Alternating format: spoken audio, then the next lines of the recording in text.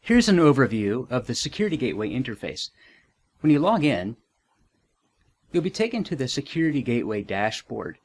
And on this screen at the top, you have the server status section, which shows you the status of the SMTP service, whether it is active or inactive. If you have a trial running, how many days you have left on your trial, your registration information, how many domains and users you are protecting. And then you have a series of graphs and charts below under the server statistics section. Now each one of these has data points that you can click on. If you hover your mouse, it shows you some statistics about that particular data point. For example, how many messages were sent at that particular time. Notice that they're color-coded to give you information about the type of traffic, inbound, outbound, and so forth. And you can click on these items here to enable or disable the various categories of data. And you've got other charts and graphs down below on your dashboard, such as total email recipients in a given in the last 24 hours, total sources of spam, and so forth. And again, you can hover your mouse to see more statistics and information. You can also click on any of these data points, such as, say, for example, this data point right up here under the good versus junk messages chart, and it will take you to the list of messages that were transmitted that correspond to that particular data point. So that's the dashboard. When you log in, you have a few self-service links along the left-hand side here. You've got access to your account with your own landing page, your own account settings, your blacklist and whitelist settings. You can view your own quarantine. You can view all of the messages to and from your account specifically. And if you're the administrator, you may see other accounts here as well. But for end users who do not have administrative rights, they will see messages for their account specifically. You can also search your message archive here as well. And then on the top right-hand corner, you have a link to the Security Gateway manual, the help menu, the help file. You have a link here under the About section, which when you click on it, it tells you what version of Security Gateway you're running, and has some helpful information on how to contact technical support or how to purchase Security Gateway. And then, of course, you have a sign-out link at the top right as well.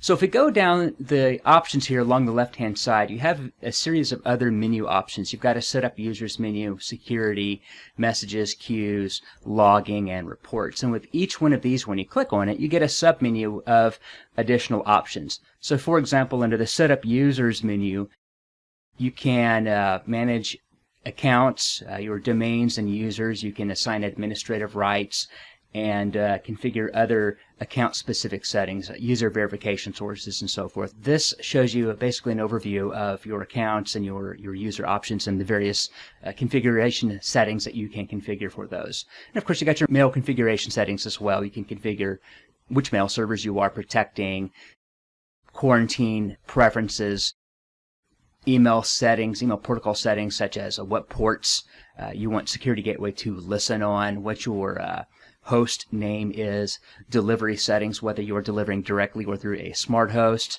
You have access to archiving settings, so all of those settings can be found right here. Any disclaimers such as headers or footers that you'd like to add to all messages, you can configure that information here.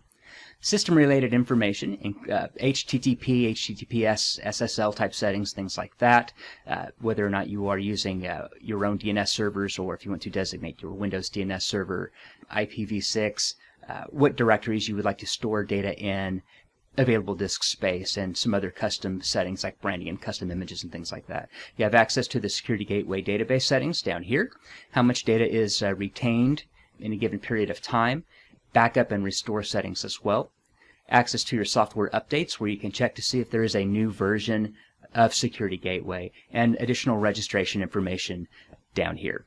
And then under the security menu, we have all of the security settings listed here. So your anti-spam, antivirus settings, they're all listed down here. Your RMail settings, which is RMail encryption, track and prove, and so forth. Data leak prevention settings, your filter, message content filter, attachment filtering, and your blacklist and whitelist. And then you have sieve scripts, which are scripts that are written in the sieve filtering language, which correspond to all of the security processes that a message passes through when it goes through a Security Gateway. They are corresponding to an associated sieve script. You can also manage down here under the Messages Queues menu. You can view under the All Messages. You can view all messages to and from or sent inbound and outbound through Security Gateway with information on the date, who the message was from, the recipient, the message subject, the result of the delivery attempt. Was it delivered? Was it rejected? Was it quarantined? And why? So for example, under the reason column, why. So this is great for troubleshooting because you can actually double click on a message here, for example, and view the actual transcript of the delivery attempt and find more information as to why it was handled the way it was, why it was rejected. So for example, this message found the word confidential in the message body, and it was triggered by a content filtering rule. So it makes troubleshooting easy when you can drill down like this and see what's taking place on your server by simply clicking through the message logs. Along the top of these message listing windows, you will see some buttons such as a search button where you can search all of these messages for particular information. You can view the details of a message, which is basically the same as double-clicking on one. You can attempt a redelivery if it was a message that might have been placed in quarantine or required further review, or mark a message as spam or not spam, or blacklist or whitelist the message, sender's domain, and so forth. And then under the message queues menu, you have access to the quarantine queues. You have a queue for messages that were quarantined for your users, and then you have a queue that goes to the administrative quarantine, which are messages that either triggered a data leak prevention rule or some other rule that requires the administrator to review it. You have messages that are queued for delivery in this queue, and then any bad messages will go in the bad messages queue here. And then under logging, this is where you'll access all of the messages that are sent to and from or through Security Gateway, your log files in plain text, so your system log, your log file showing all outbound activity and inbound activity, your routing log, archiving log, and so forth, all in plain text. Under the configure logging option, you can configure how much data to write to the logs and configure a maximum size for the logs and automatic deletion settings for older log files. And then finally, under the reports menu, you have options that allow you to see graphs and charts of all the activity taking place on the server. Before I go into those, though, you also have the option at the top to configure when a statistics report is sent to administrators, providing an overview of server activity. But further down here, you have charts that show your inbound and outbound mail traffic, and each of these has additional options, such as if you'd like to narrow it down by day or by month.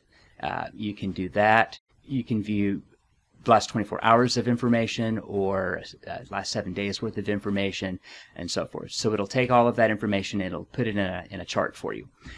Good versus junk email breakdown. And again, each of these has data points that you can hover on, and then you can click on them to see the messages that correspond to that particular data point. You can get a breakdown of junk email. You can see your bandwidth usage, and then other types of data, messages that were processed, inbound messages that were processed, top recipients, or top recipients by size, again with clickable points so you can actually view the messages corresponding to that particular chart or graph. Outbound mail, top senders by size, top senders, messages processed, and then spam, top sources of spam, top spam recipients, and any antivirus activity listed right here.